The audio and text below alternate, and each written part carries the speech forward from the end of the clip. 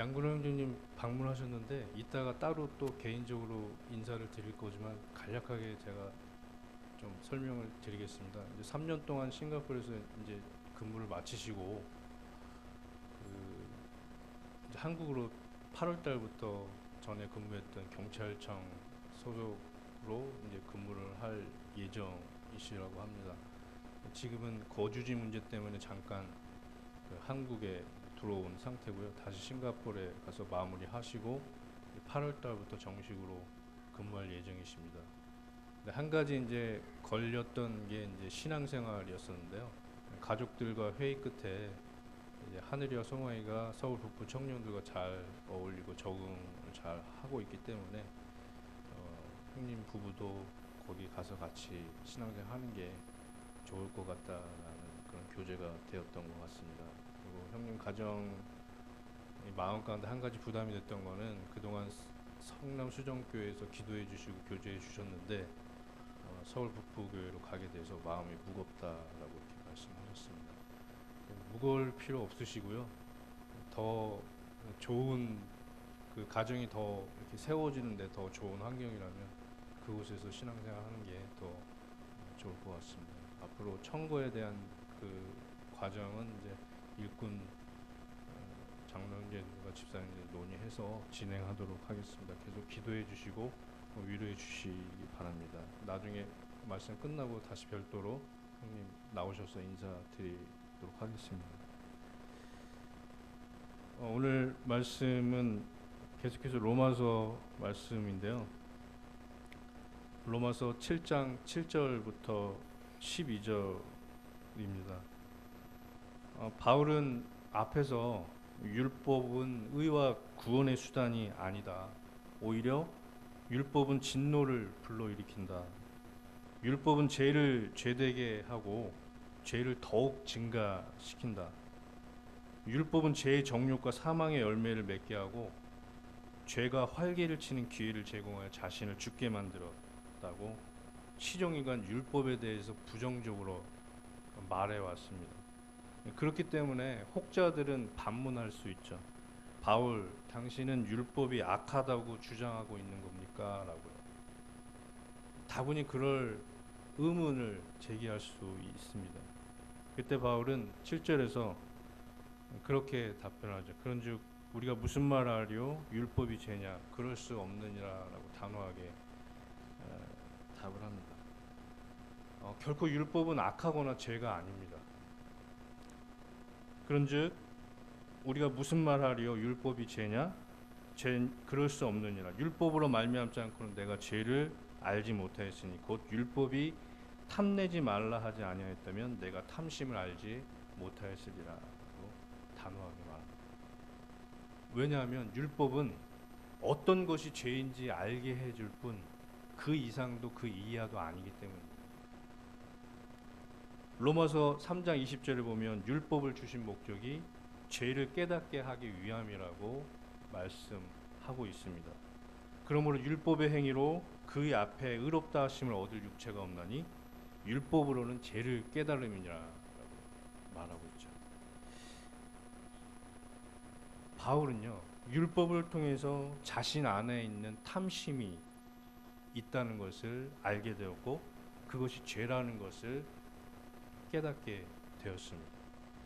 바리새파의 권위 있는 율법학자였던 가말리아의 문화생이자 수제자였던 바울은 자기 의로 득이 양양했었죠. 그러나 율법을 통해 자기 안에 선한 것이 존재하지 않는다는 것을 깨닫게 되었습니다. 그래서 바울이 7절에서 죄를 알게 되었다, 탐심을 알게 되었다라고 말하죠.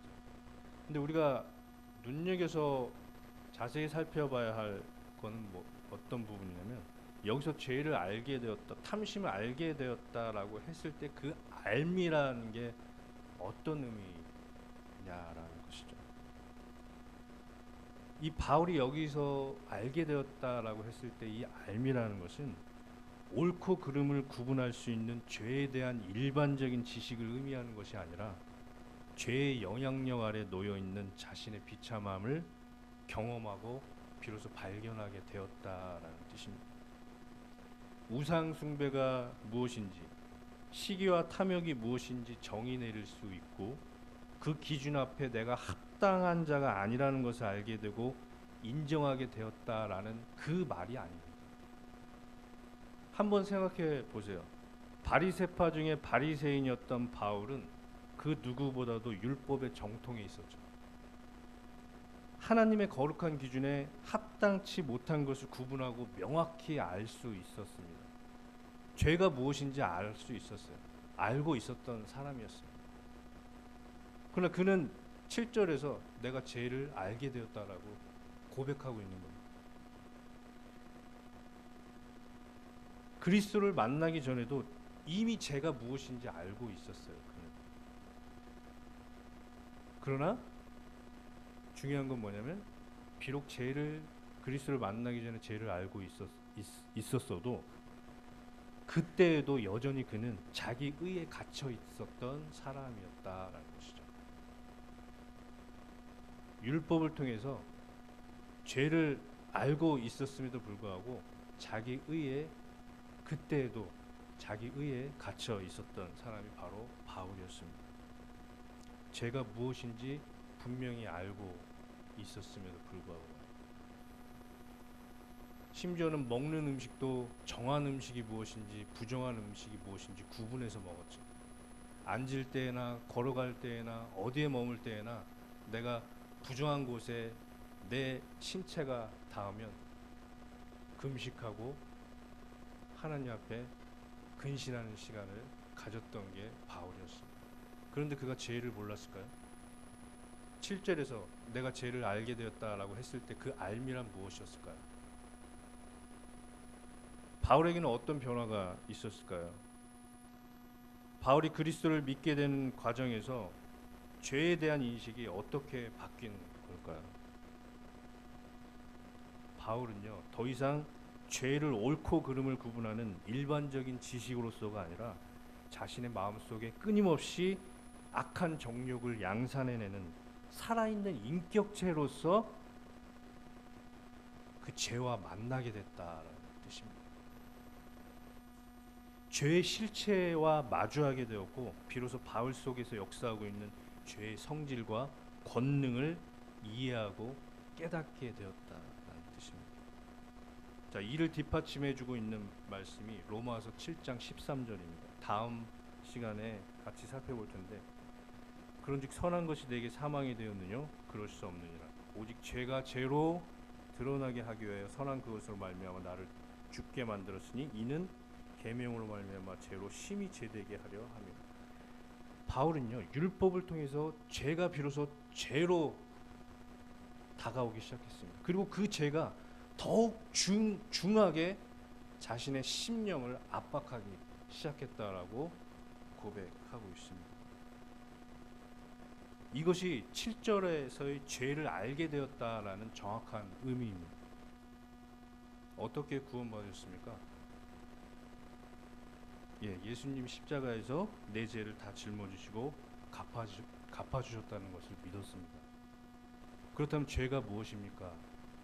라고 물었을 때 그런 계속되는 질문에 그는 성경 말씀을 인용하여 복음에 대한 모범답안을 말하고 죄에 대한 정의를 정확하게 진술할 수 있습니다.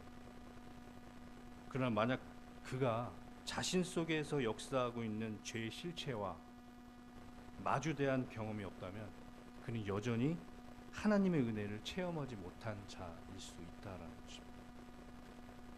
죄를 알게 됐다라는 것은 거짓말이 무엇이고 남을 죽이는 게 무엇이고 탐욕이 무엇이고 추악한 마음이 무엇이고 이것을 정의내릴 수 있다는 말이 아닙니다. 우리 마음 속에 내 자신 속에 끊임없이 이 탐욕스러운 마음을 양산해내는 그 죄, 그 인격체와 마주대하고 비로소 경험하게 되었다라는 뜻입니다. 그리스도를 만나기 전에 바울은 죄에 대해서 잘 알고 있었어요. 그러나 그는 하나님의 은혜에서 떨어진 자였죠. 자기 의에 여전히 갇힌 자였습니다. 그가 하나님의 은혜를 체험하게 됐던 계기는 자기 속에 있는 죄와 대면하게 되었습니다. 비로소. 이게 7절에서 말하는 죄를 알게 되었다라는 정확한 의미입니다. 구원받은 사람들의 공통점은 정도의 차이는 있지만 반드시 죄에 대한 인식의 과정을 겪게 됩니다. 죄에 대한 인식의 과정을 겪는다는 말은 다시 강조해서 말하면 죄가 무엇인지 그 의미를 이해하는 정도의 그런 일반적인 지식을 말하는 것이 아니라 비로소 죄를 나의 경험을 통해서 이해하고 실감하게 되었다. 인격체인 살아있는 죄와 마주대하게 되었다라는 뜻입니다.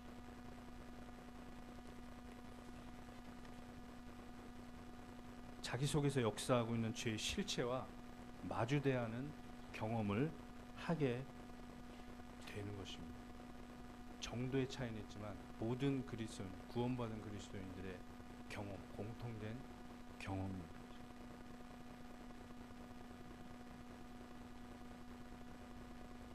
저는 이제 복음반에서 말씀을 듣고 구원을 받았는데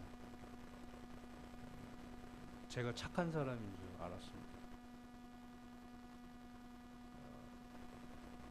저는 법이 없어도 제가 살아갈 수 있는 사람인 줄 그렇게 믿고 있었어요. 나 정도면 이렇게 살아도 된다라고 이렇게 믿고 있었죠. 제가 말씀 앞에 제 마음속에 있는 추악한 마음을 들여다볼 수 있었던 그 말씀이 예수 그리스도께서 제자들에게 가르치시면서 시기하는 마음이 있는 것만으로도 살인한 자고 여자를 보고 음욕을 품는 자마다 이미 간음한 자라는 그 말씀 앞에 제가 비로소 죄인이라 죄 안에 죄가 나를 사로잡고 있고 내 안에 죄가 있다라는 것을 깨닫게 되었습니다. 저는 그때 그 당시에 아버님을 몹시 미워했어요.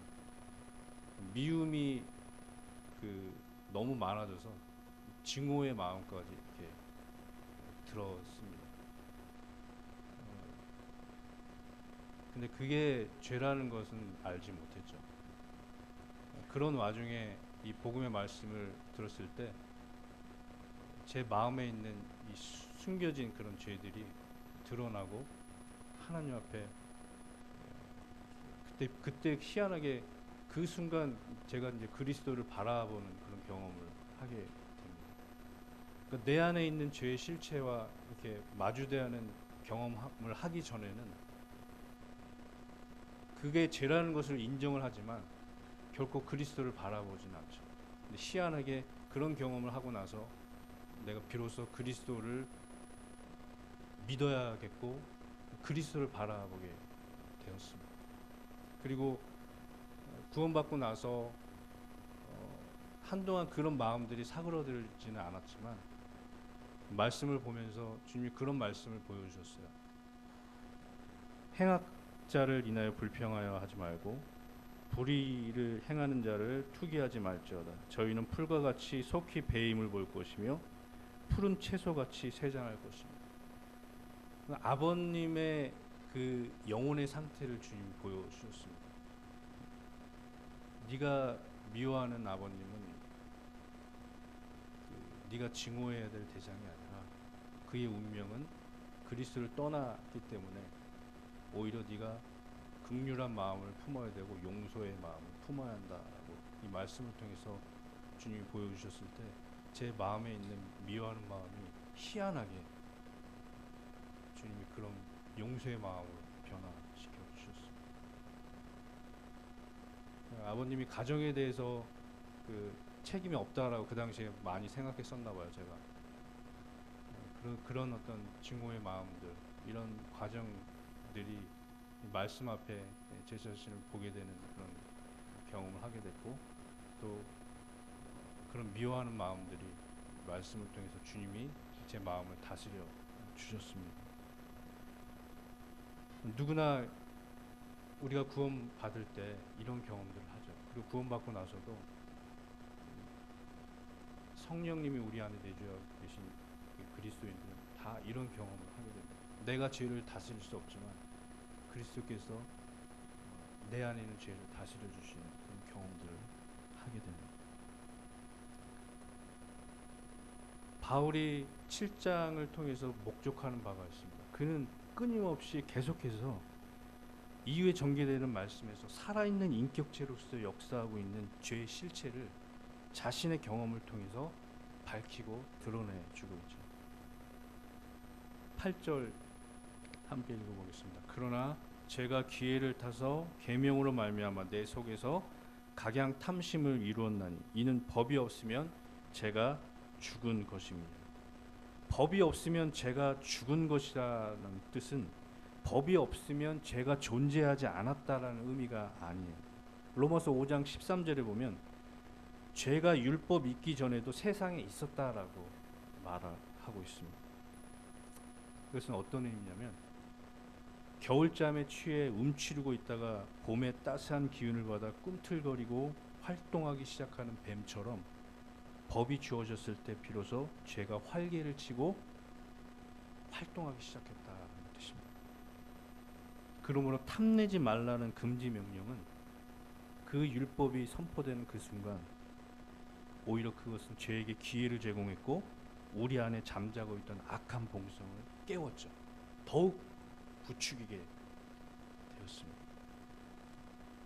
자, 이를 통해서 우리가 알 수 있는 사실이 뭐예요? 악한 본성을 더욱 부추겼던 장본인은 율법 그 자체가 아니라 율법을 도구 삼아 자신의 악한 목적을 달성하기 위해 역사하고 있었던 내 안에 존재했던 죄였죠.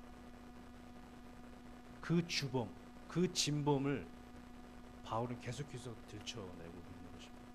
이 진범을 우리가 명확하게 깨닫는 그 순간 이것이 구원의 시작이고 또 구원 받은 이후에도 우리 신앙생활에 굉장히 큰 성화의 삶에 있어서 중요한 키가 됩니다. 이 죄가 율법을 도구 삼아 바울의 마음속에 각양 탐심을 만들어냈다고 고백하고 있죠. 율법은 단지 죄의 도구로 악용되었을 뿐 죄를 조장했던 주범은 아니었죠. 그렇죠. 율법은 죄가 아니에요. 율법은 악한 것이 아니에요. 단지 너무 순결해서 죄에게 악용당했을 뿐입니다. 전에 말씀드렸죠. 이슬을 속아 먹으면 우유가 되지만 뱀이 먹으면 독이 됩니다. 맛있는 음식을 만들기 위해 제작된 부엌칼은 강도의 손에 쥐어지는 그 순간 생명을 위협하고 해치는 도구로 탈바꿈하게 되죠. 우리 어린아이들 잘 보세요. 한 3, 4살 어린아이에게 거짓말 하라고 가르칩니까? 거짓말 하지 말라고 가르칩니까? 거짓말 하라고 가르치는 부모는 없죠. 거짓말 하지 말라고 가르칩니다. 그 금지 명령이 떨어지는 그 순간 아이들은 어때요? 거짓말 하지 않습니까? 수시로 거짓말하죠. 자, 금지 명령은요, 우리 악한 본성을 더 부채질하게 되죠. 근데 거짓말 하지 말라는 그 말 자체가 잘못된 게 아니죠. 그게 악한 것이 아니에요. 악한 건 뭐예요? 안에 존재하는 악한 본성. 그리고 이 악한 본성을 흔들어 깨우는 살아있는 인격체로서 여전히 존재하는 죄, 그 죄입니다. 어린 아이를 둔 부모라면 자주 사용하는 말이 있습니다. 이빨 썩으니까 과자하고 사탕 많이 먹으면 안 돼. 그런데 아이들이 가장 많이 찾고 좋아하는 게 뭐죠? 과자하고 사탕이죠. 아이를 위해서 하지 말라고 했는데 아이들은 그 금지 명령이 떨어지는 순간 더 하고 싶은 욕망이 생기게 되죠. 그게 왜 그럽니까? 우리 안에 악한 본성이 자리하고 있기 때문이죠. 미성년자 관람불가라는 표지가 붙은 영화를 누가 가장 보고 싶어 할까요? 아마 미성년자가 가장 보고 싶어하는 욕망이 그 금지 명령이 떨어지는 그 순간 우리는 더 하고 싶은 강한 열망에 사로잡히게 되죠. 하지 말라고 하면 더 강한 욕구가 생기는 것은 우리 안에 악한 본성이 자리하고 있기 때문에 아우구스티누스의 고백론에 보면 이와 같은 말이 있습니다. 이미 맛있는 배를 충분히 갖고 있었음에도 불구하고 친구들과 배를 훔치는 과거의 경험을 회상하면서 그렇게 고백하고 있습니다. 제가 도둑질한 것은 궁핍하고 배고파서 그런 것이 아니었습니다.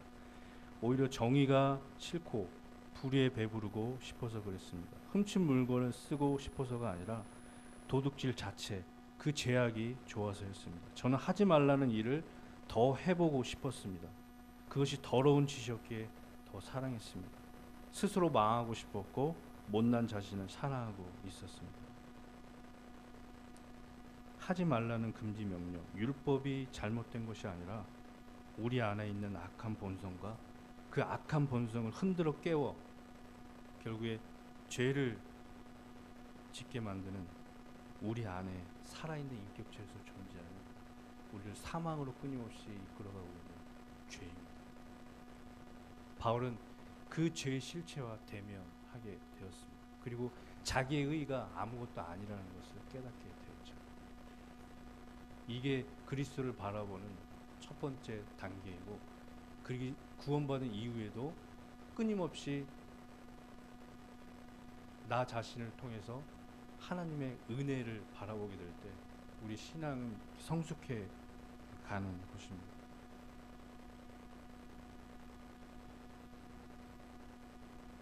혹시 잭 더 리퍼라는 사람을 들어본 적이 있습니까? 양군 형제님이 좀 아실 것 같은데, 그 1888년 8월 31일, 아주 오래된 이야기, 영국 런던 화이트 채플역 뒤편의 벅스거리에서 여자 시체 한 구가 발견됐습니다. 나중에 밝혀진 이 여성 시체의 신원은 매춘부 메리 앤 니콜스였다고 합니다. 죽음으로 발견된 그녀는 굉장히 처참하게 살해당했습니다. 치아는 5개나 빠져 있었고 얼굴과 목에는 멍이 들어 있었습니다. 목 주변에는 2군데의 깊은 상처가 있었고 하복부에도 칼자국이 있었습니다. 당시 검시관에 따르면 살인 용의자는 해부학적 지식을 지닌 왼손잡이 남자였다고 합니다. 매춘부 메리의 시체가 발견된 당시만 해도 이 사건은 크게 주목받지 못했어요. 영국 경찰도 평범한 살인 사건 정도로만 인식했습니다. 당시 매춘부가 시체로 발견되는 것은 흔한 일이었다고 합니다. 하지만 메리가 죽은 며칠 후 5명의 사람이 연속해서 죽게 되자 영국 언론은 용의자의 단서가 전혀 없었던 이 사건을 굉장히 중요하게 생각했습니다. 그리고 이 사건을 잭 더 리퍼 사건이라고 명명해 대서특필했고 전 세계로 퍼져나갔습니다. 그래서 이 사건을 소재로 한 책과 소설이 출간되었고 뮤지컬, 오페라 등에서 굉장히 많은 소재로 삼고 있습니다. 이 미스테리 사건의 정체를 밝히기 위한 리퍼 연구가들이 또 생기기도 했고요. 근데 이제 언론이 명명한 이 잭 더 리퍼라는 이 이름은 실제 이름이 아니라 영어에서 잭은 불특정 남성을 지칭하는 보통 명사라고 하고요. 리퍼는 칼잡이나 살인자를 의미할 때 쓰인다고 합니다. 그래서 빅토리아 여왕까지 나서서 사건 해결을 독려할 만큼 그렇게 끔찍하고 잔인한 살인 사건이었습니다.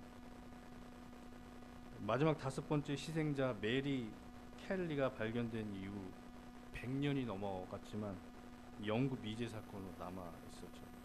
근데 그 이후 시간이 흘러가면서 이 사건을 연구해온 러셀 에드워즈라는 사설 탐정에 의해 용의자의 정체가 드러났는데 폴란드 출신 이발사 아론 코스민스키였다고 합니다. 그 당시 사건 현장에서 수습한 의류를 보관하고 있었던 사람이 있어서 그 의류 속에 묻은 DNA를 검사해 본 결과 바로 아론 코스민스키의 후손의 DNA가 일치했다고 합니다. 그 당시 용의자 그 물망에 올랐던 가장 강력한 용의자 중에 한 명이 바로 이제 아론 코스민스키였었는데요. 나중에 이 사람은 이제 정신병자에 가서 이제 거기서 죽게 되었다고 하는데요.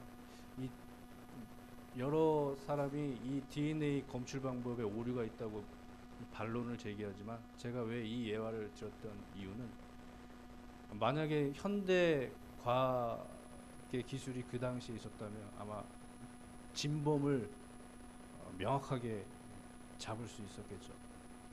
자, 사도 바울은 이 7장에서 우리에게 뭘 가르쳐 주고 있냐면 율법을 통해서 우리를 사망으로 이끄는 그 진범이 누구인지 밝혀주고 있는 것입니다. 누구예요? 율법이 아니라 다른 것이 아니라 내 속에서 역사하고 있는 죄, 이것이 진범이라고 말하고 있습니다. 사도 바울은 마치 암 환자를 죽음으로 내몰고 있는 병의 원인을 정확히 진단하고 암덩어리를 찾아 도려내는 노련한 외과 의사와 같이 모든 사람들에게 사망을 가져다 준 그 장본이 있는 죄의 실체를 적나라하게 파헤치고 드러내고 있습니다.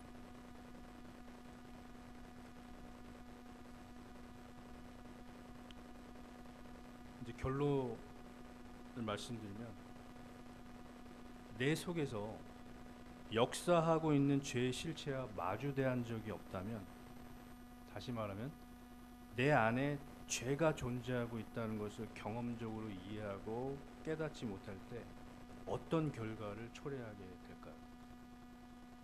다시 묻겠습니다. 내 속에서 역사하고 있는 죄의 실체와 마주대한 적이 없다. 바울이 그토록 말한 이 진범과 마주대한 적이 없다면, 내 안에 죄가 존재하고 있다는 것을 경험적으로 이해하고 깨닫지 못한다면 어떤 결과를 초래하게 될까요? 첫째는요, 여전히 자기의 의로운 행위로 하나님께 나아가려 한다는 것입니다. 사두개인과 바리새인처럼 위선과 외식주의에 빠지게 됩니다. 화 있을진저 외식하는 서기관들과 바리새인들이여, 회칠한 무덤 같으니 겉으로는 아름답게 보이나 그 안에는 죽은 사람의 뼈와 모든 더러운 것이 가득하도다. 이와 같이 너희도 겉으로는 사람에게 옳게 보이되 안으로는 외식과 불법이 가득하도다. 겉으로 사람에게 옳게 보이고자 하죠. 자기의 의로 하나님께 나아가려 합니다. 두 번째는 뭘까요? 참된 회개를 경험할 수 없습니다. 율법 조항을 외우고 지키는 것으로 남보다 더 우월감을 느꼈던 부자 청년은 정작 자기 안에 있는 탐심이 죄라는 것을 깨닫지 못했습니다. 예수님은 부자 청년의 마음 깊숙이 숨겨져 있는 탐심을 드러내셨죠. 그러나 결국 그는 돌이켜 예수님을 쫓지 않았습니다. 하나님께서 아벨의 제사를 받으시고 가인의 제사를 받지 않으셨을 때 가인의 마음은 시기심으로 가득 차 있었고 동생을 죽이고자 했습니다. 그때 하나님께서 가인을 찾아가셔서 그의 마음속에 있는 시기심이 죄이고 그것을 다스려야 한다고 말씀하셨죠. 그러나 가인은 끝내 돌이키지 않았고 동생을 죽였습니다. 주께서 부자 청년과 가인의 마음속에 있는 죄를 드러내신 것은 그들이 자신 속에 있는 죄의 실체와 대면해 본 적이 없다는 것을 반증해 주는 사실입니다. 자기 속에 있는 죄의 실체와 대면해 본 적이 없다면 그는 결코 참된 회개를 경험할 수 없는 것이죠. 마지막으로 세 번째는 어떤 결과를 초래하게 될까요?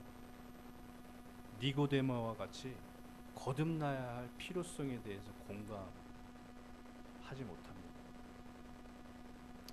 제 말씀 무슨 말씀인지 이해하시죠? 니고데모는요, 일단의 사두개인과 바리새인 같지 않게 진실되고 존경받는 유대인 지도자였습니다. 그러나 그도 역시 자기 속에 있는 죄의 실체와 대면해 본 적이 없는 사람이었죠. 예수께서 니고데모야, 내가 거듭나야 하겠다라고 말씀하셨을 때 그 의미를 이해할 수 없었습니다. 내가 죄의 권세 아래 놓여 있고 내 안에 죄가 거하고 있다는 사실을 깨닫는 자는 이 사망의 몸에서 벗어나고 싶은 강한 열망을 갖게 됩니다. 다시 태어나야 한다라는 그런 강한 열망을 갖게 되는 것이죠. 예레미야 13장 23절에는 굿수인이 그의 피부를 표범이 그의 반점을 변하게 할 수 있느냐? 할 수 있을진데 악에 익숙한 너희도 선을 행할 수 있느니라. 죄악된 본성으로 태어난 우리가 선을 행할 수 있다라는 얘기입니까? 그럴 수 없다라는 거죠. 구스인이 흑인이 이 세제로 아무리 자신의 몸을 닦고 한다고 한들 그 검은 피부가 하얗게 변할 수 있을까요? 표범이 태생이 그런데 자신의 몸에 얼룩달룩한 그 반점을 이 돌에 비비고 나무에 비빈다고 그 반점이 없어질까요? 그 없앨 수 있는 방법이 있어요. 흑인이 백인으로 변할 수 있는 방법이 있어요. 뭐일까요? 네? 딱 한 가지 방법이 있어요. 다시 태어나면 돼요. 태생이 바뀌면 돼요. 그것이 거듭남입니다. 자, 거듭나야 될 필요성을 누가 느껴요? 내 안에 죄가 있다라는 것을 깨닫는 자. 내가 다시 태어나야 한다. 이 사망의 몸에서 누가 나를 건져줄 사람이 없나? 이게 죄의 실체와 대면해 본 자의 그런 신앙 고백인 것입니다. 마지막 말씀으로 12절 한번 다 같이 읽어볼까요? 시작.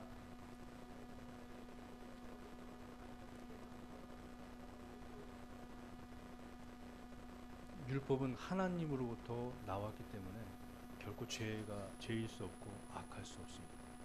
단지 이 율법을 도구 삼아 우리 삶 속에 전횡을 휘두르고 있는 죄가 바로 진범인 것이죠. 우리는 이 악한 본성을 갖고 있기 때문에 죄의 권세 아래 눌려 있고요.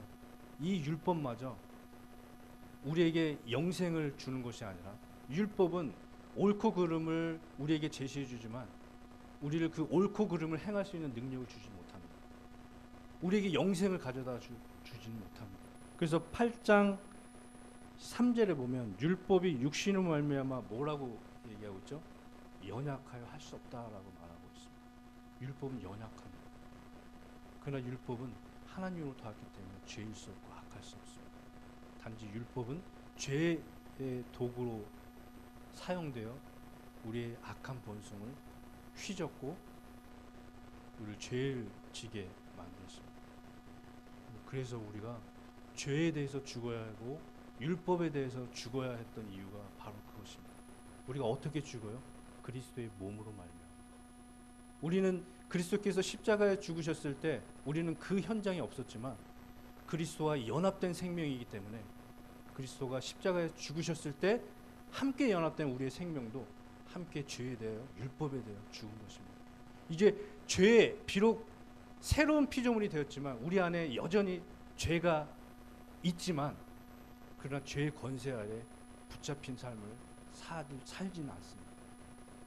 율법이 악용돼서 우리의 삶을 휘두를 수는 없는 것입니다. 왜요? 우리 안에 주의 성령께서 내주하고 계시기 때문에 그리스도의 생명을 우리가 연합되었기 때문에 바울은 이 죄의 실체를 명확히 구분하게 될 때 거기서부터 이 거룩한 삶과 성화의 삶과